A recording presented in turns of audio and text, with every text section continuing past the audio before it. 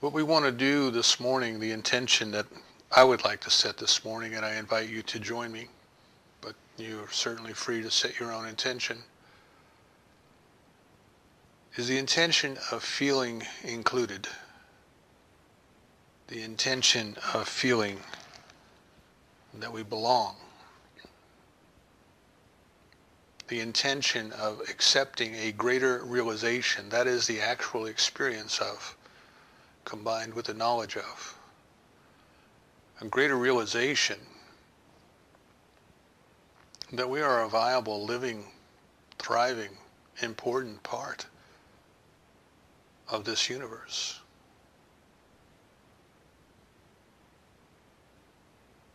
In old school theology, they said that mankind was the pinnacle of God's creation.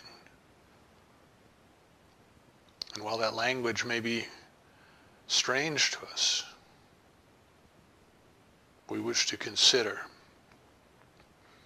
that all of life has conspired to bring itself to this point of self-awareness. All of life conspires to reach a point of self-realization. There is only one life, and it is God. And it has created each and every one of us according to its nature in its own image and likeness, which means spirit, soul, and body.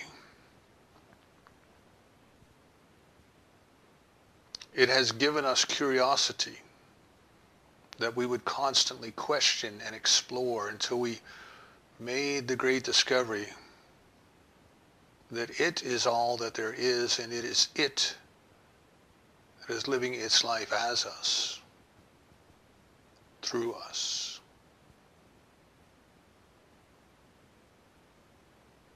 We are not separated from it. We are not different than it.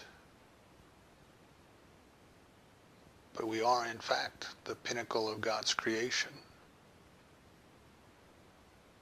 The high point where the divine mind comes to recognize itself in the human experience. The Christ. We accept this day then a greater realization of the truth of our being, which is the truth of all being, which is there is only God. We invoke the power of the law of mind, that which responds to us according to our belief, that which brings about changes in our own consciousness and in all consciousness, so that which we have declared comes into our experience. And we direct that power this day to remove any and every temporary obstacle in our own consciousness and in all consciousness that has served to keep us in the dark, to keep us in the dream, to keep us asleep. And today we begin the process of awakening more deeply with great humility